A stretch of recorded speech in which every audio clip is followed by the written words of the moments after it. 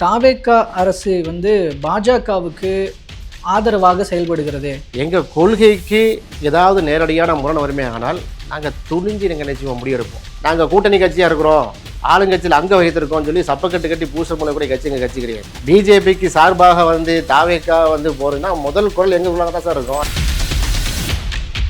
தாவேகா மேட்டரில் ஒரு 6 மாதம் டைம் கொடுங்க சார். 70 நாள்லே நீங்கள் உள்ளே போயிட்டீங்களே, கள்ள குழந்தைய இருக்காங்களே அப்படியே புலம்பிட்டு இருந்தோம்னா அவன் என்ன தான் செய்யறது? பாஜக அரசுக்கு சிம்ம சொப்பனமாக திகழ்ந்தவர். நெருக்கடி வந்த காலகட்டத்தில் சிஏஏ, என்ஆர்சி, என்பிஆர் போன்ற சட்டங்கள் வந்த காலகட்டத்தில், முத்தலாக் தடுப்பு சட்டம் இந்த மாதிரி நிறைய சட்டங்கள் வந்த காலகட்டத்தில் எல்லாம் ஒரு கேடயமாக நின்றவர் ஸ்டாலின்.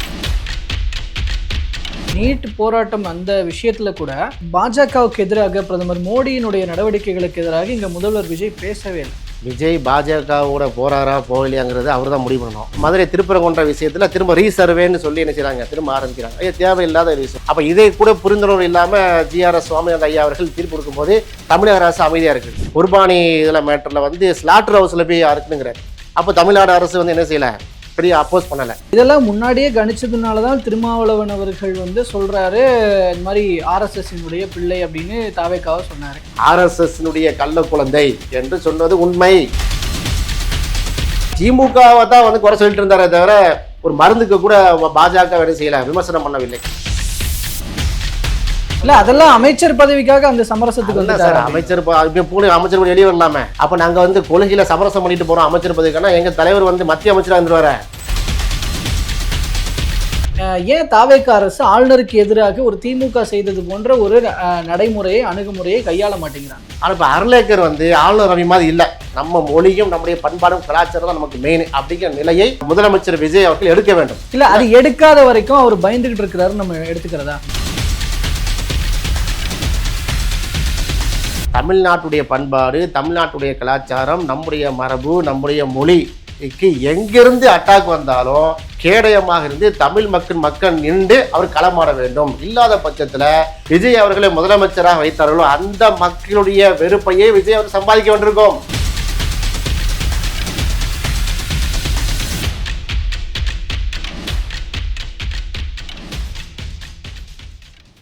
அனைவருக்கும் அன்பு வணக்கம். இன்றைய சிறப்பு நேர்காணலில் நம்மோடு இணைந்திருப்பவர் விடுதலை சிறுத்தைகள் கட்சியைச் சேர்ந்த திரு அஹமத் ஷாஹிப் அவர்கள். அவரிடம் தற்போது நிலவிக் கொண்டிருக்கிற பல்வேறு அரசியல் விவகாரங்கள் பற்றி பேசியிருக்கிறோம். பேசலாம் சார். வணக்கம். வணக்கம் சார், இப்போது தாவேகா ஆட்சி அப்படிங்கிறது ஒரு பக்கம் இப்போ கிட்டத்தட்ட ஒரு 2 மாதங்களாக நடந்துகிட்ருக்கு. சில செயல்பாடுகள் மூலமாக தாவேகா அரசு பாஜகவுக்கு ஆதரவாக செயல்படுகிறது அப்படிங்கிற மாதிரியான ஒரு பார்வை அவ்வப்போது கட்டமைக்கப்படுது. நிகழ்வுகளுக்குள்ள நம்ம பேசுவோம். ஆனால் இப்படியாப்பட்ட ஒரு கருத்தை நீங்கள் எப்படி அணுகுறீங்க ஆதரவு அளித்த ஒரு கட்சியாக? ஆக்சுவலாக எங்களுடைய தலைவர் எழுச்சி தமிழர் தெளிவாக சொல்லியிருக்காரு. எதில் ஆதரவு எதில் எதிர்ப்புங்கிறத நாங்கள் கூட்டணியில் இருந்தால் கூட எல்லா கூட்டணியும் நீங்கள் பாருங்கள். நாங்கள் திமுக இருந்திருக்கிறோம், ஏன் அதிமுக இருந்திருக்கிறோம், இப்போது நாங்கள் தாவேக்கால கூட்டணியில் இருக்கிறோம். எங்கள் கொள்கைக்கு ஏதாவது நேரடியான முரண் வருமே ஆனால் நாங்கள் துணிஞ்சு நாங்கள் நிச்சயமாக முடிவெடுப்போம். இப்போ உதாரணமாக எடுத்துக்கோங்க, லேட்டஸ்ட்டாக உள்ளது காக்ரோச் ஜனதா பார்ட்டி டெல்லி ஜந்தன் மந்தரில் போய் எங்கள் தலைவர் போய் என்ன செய்கிறாரு, அங்கே போய் ஆதரவு கொடுக்குறாரு. நீட்டு தேர்வில் நீங்கள் அமெண்ட்மெண்ட் கேட்குறீங்க, நாங்கள் நீட்டு தேர்வே ரத்து செய்யணுங்கிறோம் அப்படிங்கிற இவ்வளோ பெரிய ஆர்ப்பாட்டம், நேற்று ஆர்ப்பாட்டம் நடத்தியிருக்கிறோம். ஆனால் அதே இடத்துல ஆளக்கூடிய தாவேகா கட்சி அந்தளவுக்கு வீரியமான போராட்டங்களை சொல்லிச்சா செய்யலை. நாங்கள் கூட்டணியிலாம் இருக்கிறோம், அதுக்காக நாங்கள் செய்ய மாட்டோம் அப்படி இருக்கமா? இல்லை. எப்படி நாங்கள் கடந்த அந்த ஆட்சியின் போது மதச்சார்பற்ற முற்போக்கு கூட்டணியுடைய தலைமையை வகித்த திமுகவுடைய தலைமையில் அமைந்த ஆட்சியில் பங்கு கொண்டோம். திராவிட மாடல் ஆட்சிக்கு அச்சாணியாக கேடயமாக இருந்தோம். இருந்தாலும் போராட்ட ஆர்ப்பாட்டம் நாங்கள் தான் பண்ணோம். அறிவிக்கப்படாத எதிர்கட்சியாக செயல்படுகிற நீங்களே கேள்வி கேட்டிருக்கீங்க. அந்தளவுக்கு ஆம்ஸ்டாங் கொலை வழக்காக இருக்கட்டும், நம்ம கள்ளக்குறிச்சி எரிசராய மேட்டராக இருக்கட்டும், வேங்கை வயல் மலத்தை கலந்ததாக இருக்கட்டும், எல்லா விஷயங்களுக்கும் நாங்கள் கூட்டணி கட்சியாக இருக்கிறோம், ஆளுங்கட்சியில் அங்கே வைத்திருக்கோம்னு சொல்லி சப்பக்கட்டு கட்டி பூச மூலம் கூட கட்சி எங்கள் கட்சி கிடையாது. அந்த அடிப்படையில் நீங்கள் சொல்கிற மாதிரி பிஜேபிக்கு சார்பாக தாவேக்கா போகிறதுன்னா முதல் குரல் எங்கள் உள்ளாக தான் சார் இருக்கும். அது என்ன இல்லை, அதுதான் நீங்கள் குறிப்பிட்ட விஷயத்துக்கே வரேன். இந்த நீட் போராட்டம் அந்த விஷயத்தில் கூட தாவேகாவினுடைய நிலைப்பாடு எப்படி இருந்தது? ஒரு பாஜகவுக்கு எதிராக பிரதமர் மோடியினுடைய நடவடிக்கைகளுக்கு எதிராக இங்க முதல்வர் விஜய் பேசவே இல்லை. அதுவே ராகுல் காந்தி அவர்கள் கைது செய்யப்பட்டதுக்கு அப்புறமாக ஒரு காலதாமதத்துக்கு பின்பாக ஒரு ட்வீட் ஒன்று போடுறாங்க. அப்போ இது பார்க்கும் பொழுது பாஜகவுக்கு ஆதரவான ஒரு இதுவா தானே தெரியுது, நிலைப்பாடா தானே தெரியுது. நான் என்ன சொல்ல வரேன்னா, அதுல விசிகா எந்த அளவுக்கு அழுத்தம் கொடுத்ததுன்னு ஆக்சுவலா என்னன்னா, விஜய் பாஜகவோட போறாரா போகலையாங்கிறது அவர் தான் முடிவு பண்ணணும். நாங்கள் விடுதலை சிறுத்தைகள் கட்சி பாஜகவுக்கு ஆதரவாக போனால் நாங்கள் என்ன செய்வோம், எதிர்குழு கொடுப்போம். உதாரணமாக எடுத்துக்கிறீங்களேன், இப்போ 70 டேஸ் ஆச்சு இந்த ஆட்சி பொறுப்பெடுத்து, 70 நாள் ஆச்சு. இந்த 70 நாளில் நாங்கள் பார்க்கும்போது நிறைய ப்ளஸ்ஸும் இருக்குது மைனஸும் இருக்குது. ப்ளஸ்ஸுகளை சொல்லி நம்ம பாராட்டுறோம். உதாரணமாக எடுத்துக்கலாம், சிங்கப்பெண் திட்டம், அந்த போலீஸ்க்கு அதை நாங்கள் என்ன செய்வோம், நல்ல கரெக்டான இதுதான், அது பெண்களுக்கான ஒரு பாதுகாப்புக்கான விஷயம் நான் பாராட்டுறோம். ஆனால் எதிர்த்தரப்பில் என்ன செய்கிறாங்க, அதையும் ஸ்டிக்கர் ஒட்டிட்டாங்க. ஏற்கனவே நாங்கள் மகளிருக்காக இப்படி தான் சொல்கிறாங்களே தவிர ஒரு நன்மையான காரியம் செய்யும்போது பாராட்டத்துக்கு எழுத்தில்லை. 200 யூனிட் மின்சாரம் ஃப்ரீ என்று இந்த அரசு தாவேக்காரு சொல்கிறது. அந்த 200 யூனிட் மின்சாரம் அது கரெக்டாக டிப்ளாய் பண்ணப்படுதா, எந்த மாதிரியான என்ஃபோர்ஸ்மெண்ட்டுக்கு அதுக்கு உள்ளே வருகிறது அப்படிங்கிற ரெண்டாவது விஷயம். அந்த அறிவிப்பையாவது பாராட்டணுமா இல்லையா? 200 யூனிட் ஃப்ரீ மின்சாரம், இலவச மின்சாரம் சொல்லும்போது மக்களுக்கு பயனடையக்கூடிய திட்டம்னு சொல்லி அட்லீஸ்ட் பாராட்ட வேண்டும். அது இருக்கிற மாதிரி தெரியவில்லை. கிட்டத்தட்ட தொகுப்பு வீடுகள் 2800 தொகுப்பு வீடுகளுக்கு சைன் பண்ணியிருக்காங்க ஏழை எளிய மக்களுக்கு. அப்போ அதை நீங்கள் பாராட்டத்துக்கு என்ன அறியலை. இப்படி நல்ல திட்டங்கள் சொல்லும்போது பாராட்ட வேண்டும். அதுபோல் விமர்சனத்துக்குரிய விஷயம் இருக்குது.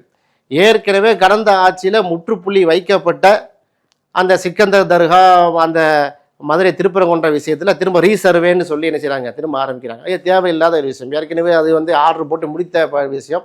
அது RSS பாஜக அந்த கையில் எடுத்து தமிழ்நாட்டில் வேறு மாதிரி அரசியல் கொண்டு போனாங்க. H ராஜாலாம் நிலையெடுத்து ஆடினாரு, பார்த்தோம். அதுக்கு ஸ்டாலின் அரசு அழகான முறையில் ஆணுகி அதை ஃபுல் ஸ்டாப் வச்சுச்சு. அப்போ இந்த அரசு அதில் என்ன செய்யலை, ஒரு அந்தளவுக்கு அது கவனம் செலுத்தாத நிலை இருக்குது. அதுபோல் 3.5 இடஒதுக்கீடு, முஸ்லீம்களுக்கு தனி இடஒதுக்கீடு, அதில் உயர்நீதிமன்றத்தில் GRS தீர்ப்பு சொல்கிறார்.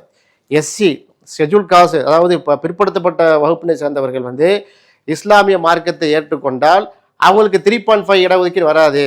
அதில் மறைக்காரு ராவத்தருன்னு சொல்லி 7 பிரிவுகள் இருக்குது, லெப்பைன்னு, அவங்களுக்கு மட்டும் தான் வரும்னு தீர்ப்பு கொடுக்குறாரு. அப்போ என்ன செஞ்சுருக்கணும், தமிழ்நாடு அட்வொகேட் ஜெனரலே அப்போஸ் பண்ணியிருக்கணும். இது ஏற்கனவே முடிவுக்கு வந்தது. இஸ்லாத்தில் ஜாதிலாம் ஒன்றும் கிடையாது, அங்கே அது பிரிவுங்கிறது ஜாதிய பிரிவு கிடையாது. லெப்பையை மறைக்கார் ராவத்தர்னா ஒருத்தர் ஒரே தட்டில் சாப்பிடுவாங்க, அவங்களுக்குள்ள கல்யாணம்லாம் பண்ணிக்கிடுவாங்க. இப்போ நான் என்ன லெப்பன் இருக்கேன், எனக்கு யாருக்கு தெரியும் லெப்பன்? என்னுடைய டிசியை பார்த்தீங்கன்னா பர்த் சர்டிஃபிகேட் லெப்பன் இருக்கும், யாருக்குமே தெரியாது லெப்பன்னா. அது பாண்டிய மன்ன ஆட்சி காலத்தில் குதிரை ஓட்டியை ராவுத்தன் வைத்தார்கள். யானைப்படையில் இருந்தவங்கள மாவூர்த்தன் வைத்தார்கள். கப்பல் படையில் இருந்தவங்கள கப்பல் தொழில் செய்வங்களை மறைக்கான வைத்தார்கள். அது ஒரு ஜாதி பேராக இல்லை. அப்போ இதை கூட புரிந்துணர்வு இல்லாமல் GRS சுவாமிநாத ஐயா அவர்கள் தீர்ப்பு கொடுக்கும்போது தமிழக அரசு அமைதியாக இருக்குது. அதுபோல் பார்த்தீங்கன்னா அந்த மாடு இருக்கிற விஷயம், குர்பானி இதில் மேட்டரில் ஸ்லாட்டர் ஹவுஸில் போய் அறுக்கணுங்கிறார். அப்போ தமிழ்நாடு அரசு என்ன செய்யலை, பெரிய அப்போஸ் பண்ணலை. ஸ்லாட்டர் ஹவுஸில் சார் உங்கள் வீட்டில் கல்யாணம் சார், மேரேஜ் சார், உங்கள் வீட்டில் ஒரு ஃபங்க்ஷன் இருக்குது, நீங்கள் உங்கள் ஆடு மாடு அறுக்கிறீங்க வீட்டில் வச்சு, அதுக்கு ஸ்லாட்டர் ஹவுஸுக்கு போகிறீங்களா? ஸ்லாட்டர் ஹவுஸ் விற்க போகிறோம், அப்போ அந்த இறைச்சி விற்க போகிறது இல்லை, நமக்கு பயன்பாட்டுக்கு பண்ணுறோம். அப்போ இதையெல்லாம் தெரியாமல் ஒரு தீர்ப்பு வழங்கும் போது தமிழக அரசு சரியாக அப்போஸ் பண்ணலை அப்படி நாங்கள் தானே சொல்கிறோம். நாங்கள் சிங்கப்பெண் இதை எப்படி சரியான பார்வையா இருக்கணுங்கிறேன். இல்ல இதெல்லாம் முன்னாடியே கணிச்சதுனாலதான் திருமாவளவன் அவர்கள் சொல்றாரு இந்த மாதிரி RSS பிள்ளை அப்படின்னு தாவேக்காவை சொன்னாரு. ஆனா ஆதரவு கொடுத்ததுக்கு அப்புறம் சரி ஆதரவு கூட்டணி அப்படின்ற ஒரு நிலைப்பாட்டுல இருந்து இது பண்றாரு. இப்ப இந்த மாதிரியான நடவடிக்கைகள் நடக்கும்போது விசிகாவும் கூட அமைதியா இருக்கிற மாதிரி தானே இருக்கு. நீங்க தாவேக்காவுக்கு எதிராக என்ன சொன்னீங்க? எதுவுமே சொல்லல. நீங்க இப்ப சொன்னீங்க நீட் போராட்டத்துல அதுக்கு எதிராக விசிகா போராடுச்சு, நான் மறுக்கல. ஆனா இங்க இருக்கிற தமிழக அரசுக்கு எதிராக நீங்க ஏன் அழுத்தம் கொடுக்கல அப்படின்னு ஏன் கேட்க மாட்டேங்கிறீங்க? ஏன் கேட்டோமே, நீட்டு தேர்வுல நேற்றைய போராட்டத்துல இந்த தியாகராஜ போராட்டத்திலையும் சரி, வள்ளூர் கோட்டை போராட்டத்திலையும் சரி, தலைவர் தெளிவாக சொன்னார், இந்த தமிழ்நாடு அரசு மீண்டும் சட்டம் இயற்ற வேண்டும் என்று சொல்லியிருக்காரு இல்லையா? இதுக்கு மேலே என்ன அழுத்தம் சொல்றீங்க? உடனே விஜய் எப்படி கட்டிப்பிடிச்சோ அப்படி செய்ய சொல்றீங்களா? அப்படி செய்ய முடியாது. அரசியல் அரங்கில் எப்படி அழுத்தம் கேட்க முடியும்? ரெண்டா நீங்க அந்த என்னது RSS கள்ள குழந்தை சொல்லிட்டீங்க, அதை பதில் சொல்ல விட்டாதான் இப்போ RSS கள்ள குழந்தை என்று சொன்னது உண்மை. எந்த அடிப்படையில் தலைவர் சொன்னார்? மதுரையில் வச்சு சொன்னார் எலெக்ஷன் பிரச்சாரத்தில். சீமான் அவர்களும் விஜய் அவர்களும் RSS பட்ட கள்ள குழந்தையா இருக்குது. ஏன் திராவிட கோட்டையை உடைக்கிறதுக்கு பார்ப்பனிய கடப்பாறை தூக்கிட்டு வரானார் அண்ணன் சீமா. அதுக்காக சொன்னப்பட்ட விஷயம். அது போல அன்னைக்கு விஜய் என்ன பண்ணாருன்னா, திமுகவை தான் வந்து குறை சொல்லிட்டு இருந்தாரே தவிர ஒரு மருந்துக்கு கூட பாஜக வேலை செய்யல, விமர்சனம் பண்ணவில்லை. அதிமுக சரியா விமர்சனம் பண்ணவில்லை. அந்த அடிப்படையில் சொன்னது.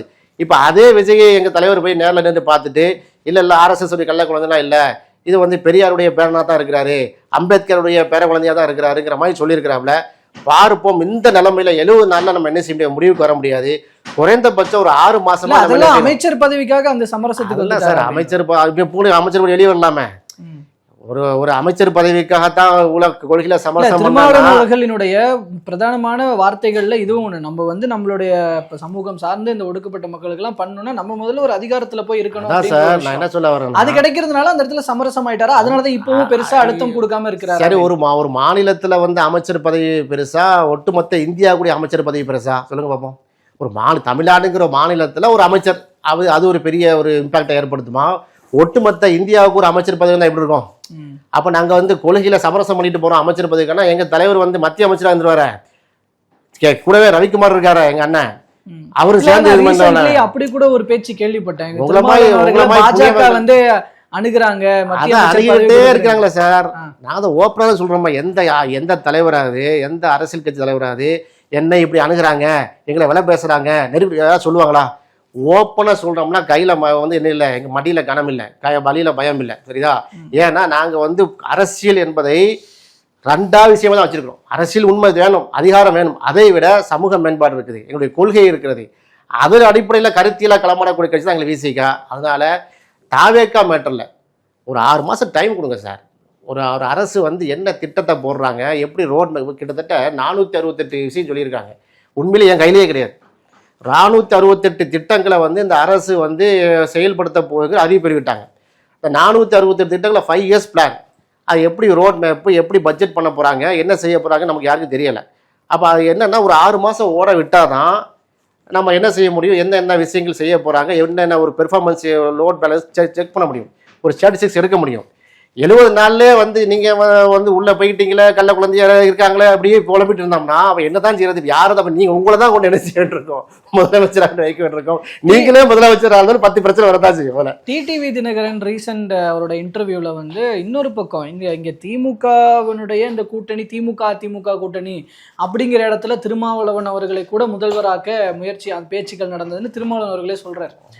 அதுவே இந்த பக்கம் அதிமுக இபிஎஸ் தலைமையிலான ஆட்சி அப்படிங்கிற ஒரு விஜயோடு சேர்ந்து அப்படிங்கிற இதையும் பேசினோம். அந்த இடத்துல இன்னொரு ஆப்ஷனா திருமாவளவன் அவர்களை முதலமைச்சராக்கணும்னு பேசணும்னு இன்னைக்கு டிடிவி சமீபத்தில் ஒரு பேட்டியில சொல்றாரு. அப்ப இந்த இடத்துல அதை பற்றி ஏன் திருமாவளவன் இந்த பக்கம் சொல்லலை அப்படின்ற ஒரு நாங்க வேண்டாம்னு சொல்லிட்டோம். இந்த பேச்சு நடக்கும்போது எங்க தலைவர் ஓப்பனா சொன்னது தானே, ஐயா சாமி விட்டுருங்க ஐயா, எங்க வந்து முதலமைச்சர் பதவியெல்லாம் தேவையில்லை, எங்கள் உயரம் எங்களுக்கு தெரியும், நாங்கள் 2 4 இதில் வந்து கிட்டத்தட்ட 8 சீட்டு நாங்கள் நின்று 6 சீட்டில் தோல்வி கண்டு 2 எம்எல்ஏ தான் பெற்றிருக்கிறோம். நாங்கள் வந்து இந்த செய்ய முடியாது, முதல்வர் அமைச்சராக ஆக முடியாது, இந்த வழியில் நான் வரமாட்டேன்னு தலைவர் தெளிவாக சொல்லிட்டார். இந்த பேச்சுவார்த்தையெல்லாம் பார்த்தீங்கன்னா ரொம்ப லோ கிரேடாகவே இருக்குது. இப்போ அரசியல் நோக்கர்கள் பேசுகிறதா இருக்கட்டும், அரசியல்வாதிகள் பேசுகிறதா இருக்கட்டும், வேற லெவலில் பேச மாட்டேங்காங்க. உதாரணம் எடுத்துக்கங்களேன், இப்போ தளபதி ஸ்டாலின் எடுத்துக்கோங்க, திமுக, அவர் குளத்துள்ள தோக்குறார். தனிப்பட்ட முறையில் எனக்கு அதில் உடன்பாடு இல்லை, உண்மையிலேயே மனசு சங்கடம். ஸ்டாலின் தோற்றிருக்க கூடாதுன்னு நினைக்கிறேன். எப்படி நான் விசிகாவில் உடைய மாநில செயலராக இருந்து கொண்டு தாவேக்கா ஆட்சி நாங்கள் அங்கே வகித்து கொண்டிருக்கிறோம். இந்த நிலையில் நான் சுதந்திரமாக சொல்கிறேன்னா என் கட்சியுடைய பெரும்பான்மை நிலைப்பாடு இதுதான். ஸ்டாலின் வந்து மக்கள் தோற்கடித்திருக்கா 2வது விஷயம், ஆனால் ஸ்டாலின் தோற்றுருக்கலாமா? தோற்றுருக்க கூடாது. ஏன்னா ஸ்டாலின் வந்து திமுகவுடைய தலைவர் மட்டும் இல்லை, சனாதன வர்ணாசிரம கோட்பாடுறதுக்கு, மனிதர்ம கோட்பாடுறதுக்கு எதிர்த்து குரல் கொடுத்தவர். பாஜக அரசுக்கு வந்து சிம்ம சொப்பனமாக திகழ்ந்தவர். நெருக்கடி வந்த காலகட்டத்தில் சிஏஏ, என்ஆர்சி, என்பிஆர் போன்ற சட்டங்கள் வந்த காலகட்டத்தில், முத்தலாக் தடுப்பு சட்டம், அந்த மாதிரி நிறைய சட்டங்கள் வந்த காலகட்டத்தில எல்லாம் வந்து ஒரு கேடயமாக நின்றவர் ஸ்டாலின். அப்போ சனாதன மனுதர்ம வர்ணாசிரம எதிர்ப்பு உடைய ஒரு முகமாக ஸ்டாலின் இருந்தார். ஸ்டாலின் வீழ்த்தப்பட்டிருக்கார், கூடவே மம்தா பானர்ஜி வீழ்த்தப்பட்டிருக்கார் வெஸ்ட் பெங்காலில், அதுபோல பினராயி விஜயன் வீழ்த்தப்பட்டு. இதை பற்றி திமுக ஒரு வார்த்தை சொன்னாங்களா? ஒரு வார்த்தை பேசினாங்களா? குளத்துள்ள இத்தனை கோடி 1000 கோடிக்கு வந்து நான் திட்டத்தை கொண்டு வந்து செயல்படுத்தின எங்கள் தலைவர் ஸ்டாலின் எப்படி தோற்பாரு? அந்த இவிஎம் மிஷின்ல எதுவும் பிரச்சனை இருக்குதா? விவிபேடி வாக்கு ஒப்புகை சீட்டை வந்து நாங்கள் எண்ணுவோண்டு ஒரு திமுகவுடைய நபர் பேசலையே. மாறா என்ன சொல்றாங்க, அதெல்லாம் இவிஎம் மிஷின்ல சூப்பராக கரெக்டாக இருக்குங்கிறாங்க. நம்மளே என்ன செய்யறோம், ஜீரணிக்க முடியாம ஸ்டாலின் தோத்துக்கூடாதுன்னு நினைக்கிறோம், அவ்வளவு பெருந்தன்மையா நினைக்கிறோம். இந்த மாதிரி கருத்துக்களை சொல்லுங்க. பீட்டிங் பாலிடிக்ஸ்லாம் என்னன்னு சொல்லி அதை பத்தி பேசுவோம் வாங்க. ஏதோ பேச மாட்டிருக்காங்கல்ல. பொழுது அன்னைக்கு எங்க மேலதான் குறைங்க, எங்க மேலதான் அந்த கேலிடோஸ்கோப் வச்சு விசிக்கு அப்படி சொல்லி விட்டது, திருமாவளவன் இப்படி சொல்லி விட்டார், திருமாவளவன் இப்படி பேசி விட்டார், இப்படிதான் சொல்லிட்டு இருக்காங்களே ஒழிய திமுக ஏன் தோத்துச்சு பேசுவோம். அதை திமுக எப்படி 57 சீட்டு 59 சீட்டு வந்துச்சு, எத்தனை சீட்டை தோத்துருக்குறாங்க, அதை பத்தி பேசுவோம். யாரு அவங்களுக்கு யாரு வந்து சோப்பா கொண்டு கொடுத்தா, அதெல்லாம் பேசணும்ல. அவங்க ஆட்சி காலத்துல என்ன மைனஸ் நடந்துச்சு, அமைச்சர்கள் தோத்துருக்காங்களா, எதுக்கு தோல்வி விட்டுறாங்க, அதை பத்தி பேசுவோம். எப்படி வந்து ஜென்சி கிட்ஸ் அவங்க அந்த இளைஞர்கள் ஏன் இவ்வளவு தாவேக்கா பக்கம் இவ்வளவு தூரம் வந்து சரிஞ்சதுக்கு என்ன காரணம், பிரதான எதிர்கட்சியா இருந்த அதிமுக ஏன் இவ்வளவு தூரம் சரிவை ஏற்படுத்தி விட்டது, இன்னைக்கு பாருங்க நடக்கிற விஷயங்கள்லாம் பாருங்க, எல்லாம் விலகிட்டே இருக்காங்க. அப்ப இதுக்கு பின்னால் இயக்கக்கூடிய சக்தி எது, அதை பேசுவோம். அதுல பிஜேபி இருக்கு, அதை பத்தி பேசுவோம். ஒருவேளை ஆர்எஸ்எஸ் திங்க் டாங்ஸ் அந்தந்த கட்சிக்காரங்க பேசுவோம். நம்ம கிட்ட விசிகா பத்தி தானே பேசுங்க. இல்ல இதெல்லாம் சொல்லுங்க. இப்போ ஆளுநர் விவகாரத்துல சமரசம் செய்கிறார்கள் அப்படின்னு சொல்லி இப்போ பேச்சுகள் வருது. இப்போ ஆளூர் சானவாஸ் அவர்களே வந்து ஒரு பேட்டியில சொல்றாரு, ஆளுநர் விஷயத்துல சமரசம் பண்றாங்க அப்படி. இன்னைக்கு கூட மனோன்மணியம் சுந்தரனார் பல்கலைக்கழக பட்டமளிப்பு விழாவில் வந்தே மாதரம் பாடப்படுது. அந்த இடத்துல அமைச்சரும் பங்கேற்கல. ஸோ வந்தே மாதரம் பாடப்படுது, எதிர்த்து பேட்டி கொடுத்தா நிர்மல்குமார். எஸ். இப்போ இதை எப்படி பார்க்கிறது? ஏன் தாவேக்கா அரசு ஆளுநருக்கு எதிராக ஒரு திமுக செய்தது போன்ற ஒரு நடைமுறையை அணுகுமுறையை கையாள மாட்டேங்கிறாங்க? இல்லை, இப்போ திமுக செய்ததா செய்தலையா, திமுக செய்தா இவங்களும் செய்யணுமாங்க கேட்டகரி நமக்கு கிடையாது. திமுக அவங்க ஸ்டாண்டில் ஒன்று செய்வாங்க. நம்மை ஆளக்கூடிய தமிழ்நாடு அரசு எப்படி இருக்க வேணும்னு நம்ம சொல்ல முடியும். திமுக ஒன்று செய்யாம விட்டுருப்பாங்க, அதுக்கு தாவைக்கும் செய்யக்கூடாதா அப்படின்னு இல்லை. நம்மை பொறுத்தவரையில் இங்கே தமிழ் தாய் வாழ்த்து தான் ஃபஸ்ட்டு, ரெண்டாவது வந்து தேசிய கீதம், இதுதான் மரபு. ஜிஓவில் அப்படி தான் இருக்குது, தீர்மானம் அப்படி தான் போட்டிருக்கிறோம். கலைஞர் பிரிலையும் சரி, ஜெயலலிதா அம்மா பிரிலையும் சரி, எல்லா பிரிலையும் இப்படி தான் நடந்திருக்கு. இதை வந்து மாற்றுவதற்காக ஆர்.என். ரவி அக்கப்போர் செய்தார். அப்போ நம்ம வந்து நீங்கள் சொன்ன மாதிரி திமுக ரொம்ப ஸ்ட்ராங்காக இருந்துச்சு, எல்லாரும் சேர்ந்து குரல் கொடுத்தோம். அதிமுக சப்போர்ட் பண்ணி சொல்லலை. எதிர்கட்சியாக இருந்த எடப்பாடியார் கூட இந்த விஷயத்தில் சமரசமாகவில்லை. எங்கள் மரபு எப்படி நீங்கள் வந்து பண்ணலாங்கிற அளவுக்கு அவங்க சொன்னாங்க. ஒட்டுமொத்த எதிர்கட்சிகளும் ஒன்றிணைந்து நின்றோம். ஆளுநர் ரவி வந்து அவ்வளோ டிஃபெண்ட் பண்ணார். ஆனால் இப்போ அர்லேக்கர் வந்து ஆளுநர் ரவி மாதிரி இல்லை, அந்த அளவுக்கு ஸ்டெபனா இல்லை. இருந்தாலும் தாவேக்கா நீங்கள் சொன்ன மாதிரி தாவேக்கா தரப்புல இருந்து இப்போ இன்னைக்கு பாருங்க, நிர்மல்குமார் எனக்கு உடன்பாடு இல்லைன்னு போகலை. அப்படி இருக்கக்கூடாது. ஆளுநர் அர்லேக்கர் வந்து பண்ணும்போது நம்ம எதிர்த்து திமுக செய்தது போல கடந்த ஆட்சி முறையில் எல்லாரும் சேர்ந்து எதிர்த்தது போல எதிர்க்க தயாராக நம்ம இருக்கிறோம். ஆனால் இனிஷியேட் பண்ணுறது யார் பண்ணணும், முதலமைச்சர் பண்ண வேண்டும். அதான் நீங்கள் கேட்ட கேள்வி நியாயமான கேள்வி, அதில் சப்பை கட்டி பூச முடியலாம் இல்லை. நீங்கள் சொன்னது போல ஆளுநர் வந்து அர்லேக்கர் அவர்கள் தமிழ்நாட்டுடைய மரபையும் தமிழ் மக்களுடைய பண்பாட்டையும் தமிழ் மொழியும் தூக்கி கடாசுறான்னு சொன்னால் அதுக்கு மேலே நம்ம முதலமைச்சராக இருக்கணும், துணை முதலமைச்சராக இருக்கணும், அமைச்சராக வேலை இல்லை. நம்ம மொழியும் நம்முடைய பண்பாடும் கலாச்சாரம் தான் நமக்கு மெயின் அப்படிங்கிற நிலையை திரு விஜய் அவர்கள், முதலமைச்சர் விஜய் அவர்கள் எடுக்க வேண்டும். இல்ல அது எடுக்காத வரைக்கும் அவர் பயந்துகிட்டு இருக்கிறாரு, நம்ம எடுத்துக்கிறதா? பயந்துட்டு இருக்காரா, உண்மை தெரிஞ்சுக்கிட்டு மறைக்க நமக்கு என்ன தெரியும், அவர்கிட்ட தான் கேட்கணும். நீங்க எப்படி ஃபீல் பண்றீங்க? நான் எப்படி ஃபீல் பண்ண முடியுங்கிறேன். நீங்க நான் வந்து பிஜேபி பத்தி பேசுவோம், ஆர்எஸ்எஸ் பத்தி பேசுவோம், அதிமுக பத்தி பேசுவோம், அது அந்த ஆள்கிட்ட பேசுவோங்க. நீங்க விசிகாக உங்களோட விசிகாக பேசுன்னு சொன்னீங்க. கூட்டணியில இருந்தாலும் கூட நாங்க தாவேக்காவுக்கு எதிராக பேச வேண்டிய இல்ல ஆளுநரா இருக்கட்டும், பாஜகவா இருக்கட்டும், ஆர்எஸ்எஸ் இருக்கட்டும், இடத்துல தாவேக்கா ஏதாவது ஒரு நடவடிக்கை எடுக்கிறாங்கன்னா எதிர்த்து பேசுவோம் நீங்க தான். ஆமா, நான் தெளிவா சொல்றேன். நான் கேட்கிறேன், முதலமைச்சர் விஜய் அவர்கள் தமிழ்நாட்டுடைய பண்பாடு, தமிழ்நாட்டுடைய கலாச்சாரம், நம்முடைய மரபு, நம்முடைய மொழிக்கு எங்கிருந்து அட்டாக் வந்தாலும் அவர் என்ன செய்ய வேண்டும், கேடயமாக இருந்து தமிழ் மக்கள் நின்று அவர் களமாட வேண்டும். இல்லாத பட்சத்துல எப்படி இந்த மக்கள் ஒவ்வொருமா வந்து ஓட்டு போட்டு விஜய் அவர்களை முதலமைச்சராக வைத்தார்களோ அந்த மக்களுடைய வெறுப்பையே விஜய் அவர் சம்பாதிக்க வேண்டியிருக்கோம். தெளிவா சொல்றேன், பயந்து சொல்றேன். ஒரு ஸ்டேட்மெண்ட் தெளிவா செட் பண்ணா இல்லையா, புரியுதா இல்லையா உங்களுக்கு? அதாவது சப்பை கட்டி பேசுறது இல்லை, இது தவறு தான். ஆளுநரை வந்து இப்படி நம்ம நெருக்கடி கொடுக்கணும். ஸோ பொறுத்திருந்து பார்க்கலாம் தமிழக அரசினுடைய ஒவ்வொரு நடவடிக்கைகளும் எப்படி இருக்க போகுது அப்படிங்கிறத தொடர்ந்து பேசலாம். தற்போது வரைக்கும் பல்வேறு தகவல்கள் கருத்துக்களை பயந்து கொண்டு மிக்க நன்றி. நன்றி.